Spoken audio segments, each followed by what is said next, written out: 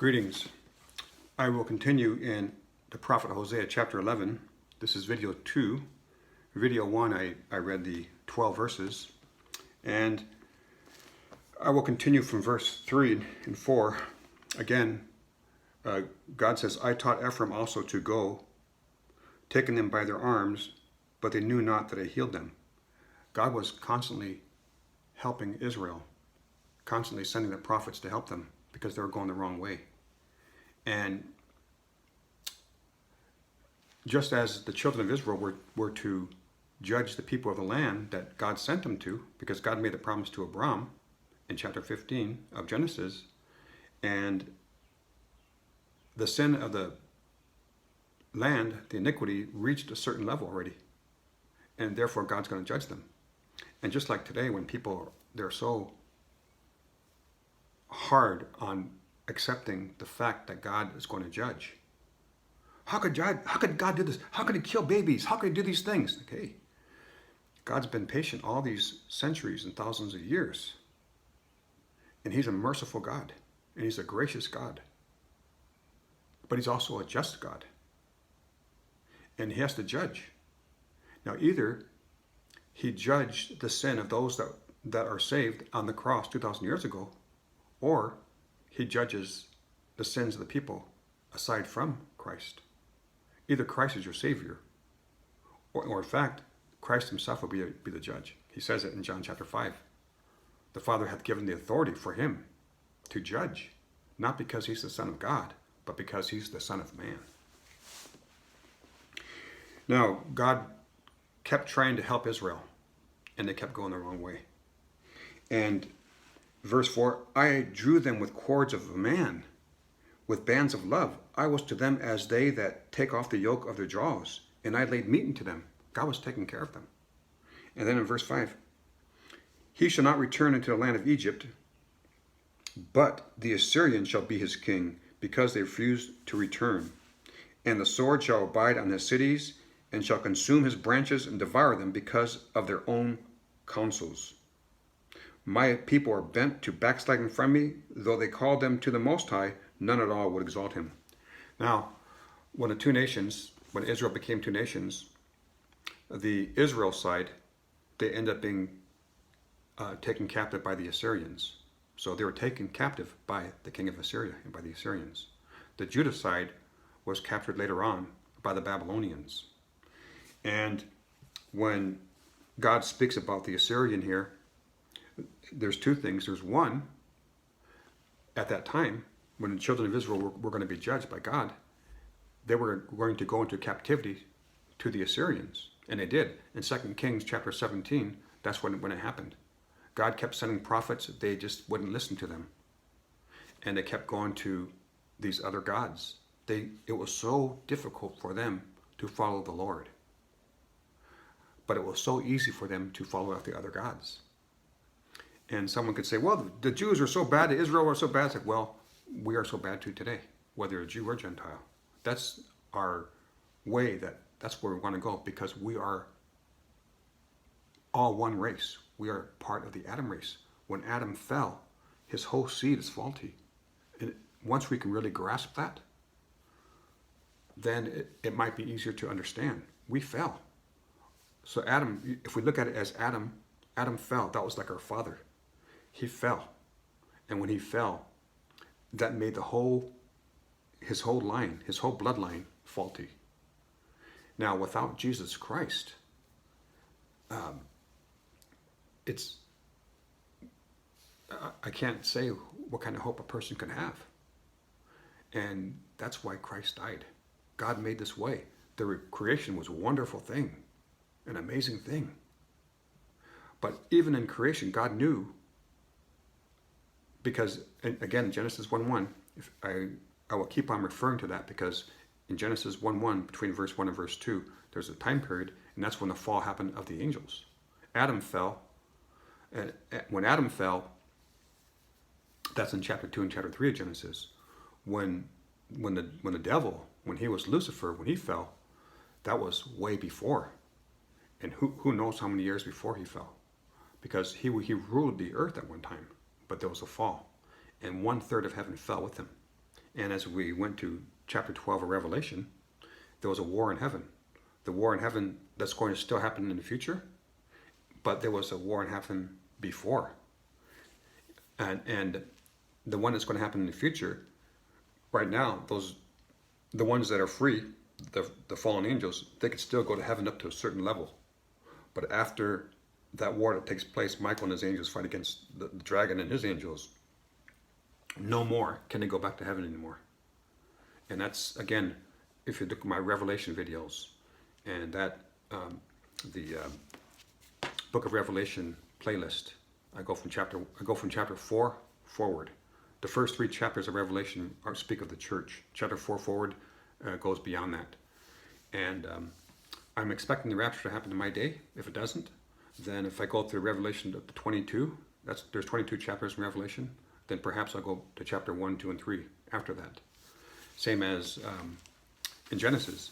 I started from chapter 12 because that's where Abram's there, and that's where so much reference to the old scriptures, the Old Testament, from the New Testament goes from Genesis 12 forward.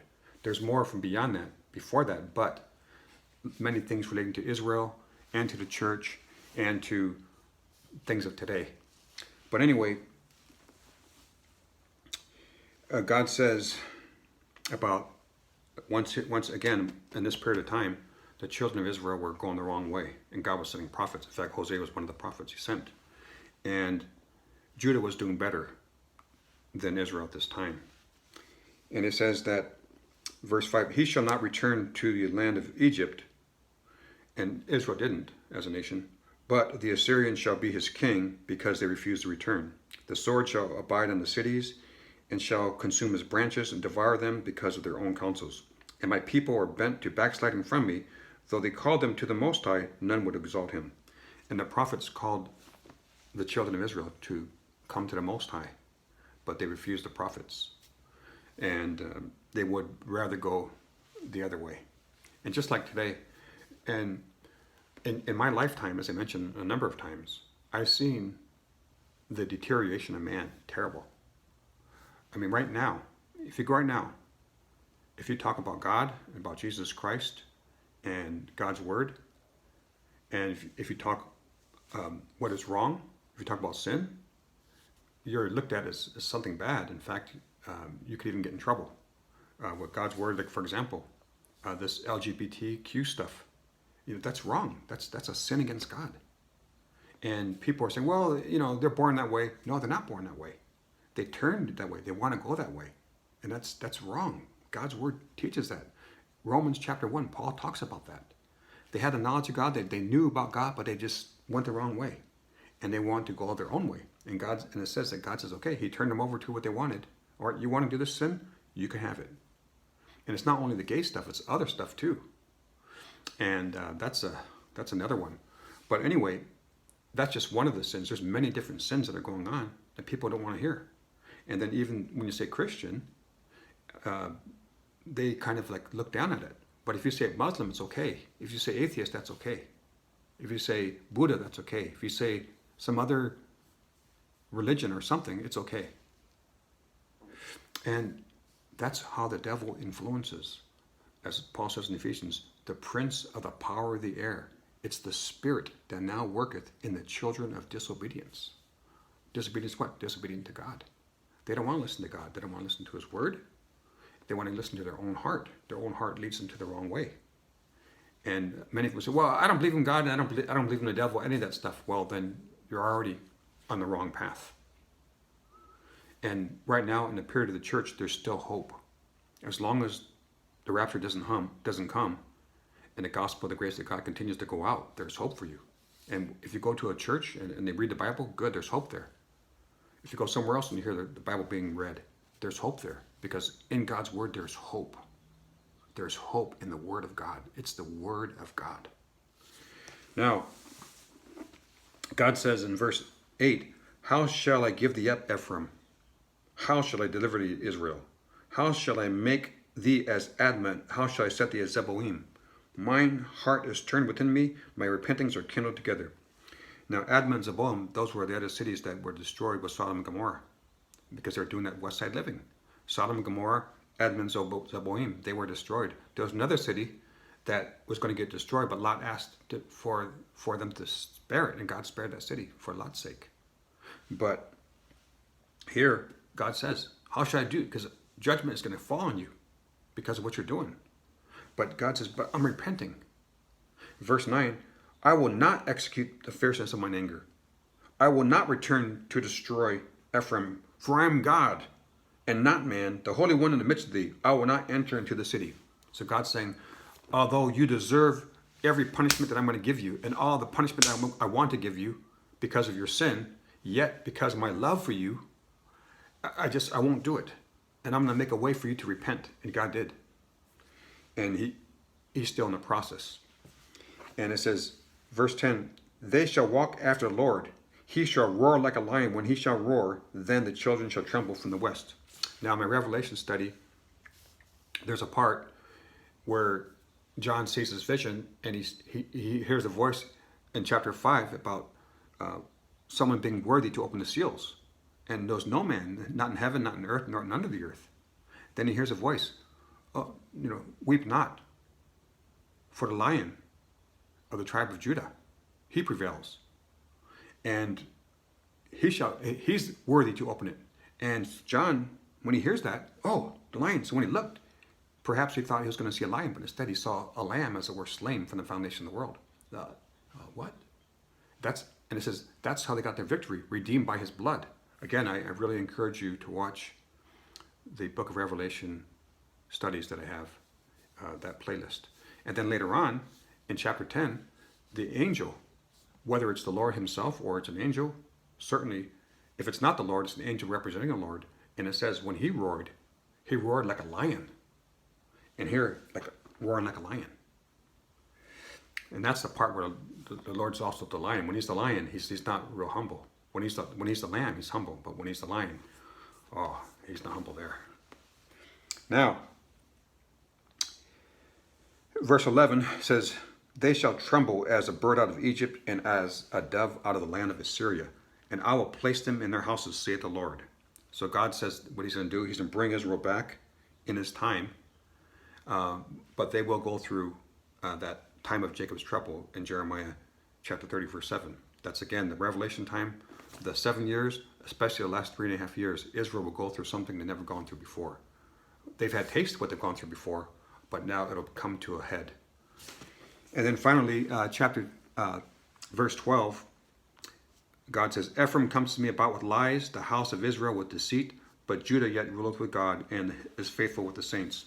So God refers to, again, back at this time of Hosea, the children of Israel, on the Israel side, they were just going the wrong way. But the Judah side was doing better. The Judah side, they were doing better than the Israel side. And so God was working with, it was one nation, but it was two nations. But God's going to bring them back. And when he brings them back, we're very close to that time. Since 1948. Since 1948, when God brought Israel back as a nation, they were born again in a sense, in a natural sense. But they will be born again in a spiritual sense once they enter into the Messianic kingdom or the millennium. That's going to happen very soon. But before they get there, they have to go through that time of Jacob's trouble.